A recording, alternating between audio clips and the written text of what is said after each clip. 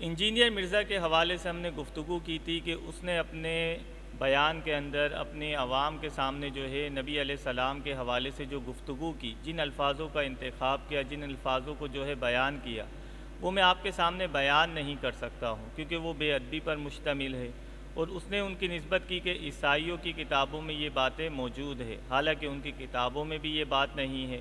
عیسائی لوگ خود اس سے برات کا اظہار کر رہے ہیں، یعنی وہ الفاظ بے ادبی پر مشتمل، رسول کریم صلی اللہ علیہ وسلم کی شایان شان نہیں، واحد رسول پاک صلی اللہ علیہ وسلم کی بارگاہ ہے جس کے آداب عرش الہی سے آئے ہیں، یعنی رب تبارک و تعالی نے ان آداب کو خود بیان کیا ہے کہ میرے نبی کی بارگاہ میں کیسے جانا ہے۔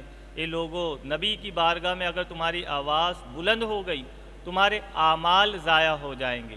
یعنی صحابہ اکرام ان آیات کو سن کر بہت آہستہ گفتگو کیا کرتے تھے، اور اس بات کی احتیاط کرتے تھے کہیں ایسا نہ ہو کہ رسول پاک صلی اللہ علیہ وسلم کی بارگاہ میں ہمارے الفاظ، ہماری آواز بلند ہو جائے اور ہمارا کیا ہوا تمام کے تمام اعمال ضائع ہو جائے۔ لیکن یہ بدبخت انسان نے جو حضور علیہ السلام کے لیے ایسے الفاظ استعمال کیے جسے میں بیان نہیں کر سکتا۔ اب آپ دیکھیں، اس کی حمایت کے اندر، اس کی سپورٹ کے اندر ایک شخص آیا۔ یہ شخص کو دنیا جانتی ہے کیونکہ اس شخص کا جو کلام سخن ہے، اس کا گفتگو ہے، اس کا جو موضوع ہے وہ شادی سے شروع ہوتا ہے اور شادی پر ہی ختم ہوتا ہے۔ گویا کہ اس نے شادی ہی کے اوپر پی ایچ ڈی کی ہوئی ہے، یعنی عوام کے اندر یہ جس طریقے کے لطیفے منبر سے بیان کر رہا ہوتا ہے، کہکے لگا رہا ہوتا ہے، وہ سمجھ سے بالا تر ہے۔ یعنی یہ شخص آ کر اب جو ہے اس کی سپورٹ میں کھڑا ہو گیا ہے، اس کی حمایت میں کھڑا ہو گیا ہے۔ تو یہ طارق مسعود کا انجینئر کو سپورٹ کرنا در حقیقت کیا ہے؟ ایک قرض کی ادائیگی ہے۔ وہ کس طرح کہ طارق مسعود نے جو ماضی کے اندر اس نے بھی ایک بے ادبی کی تھی اور اس کی سپورٹ کے اندر انجینئر مرزا آیا تھا، تو یہ اس کا وہ قرض اتار رہا ہے، اور آ کر یہ بھی جو ہے کس انداز میں دیکھیں بات کر رہا ہے کہ وہ بے ادبی والے جملے اب ضروری ہے ان کا اظہار کیا جائے، یہ ان جملوں کو بار بار دہرا رہا ہے کیونکہ جس کے دل میں ادب ہوتا ہے زبان سے ادب کا اظہار ہوتا ہے۔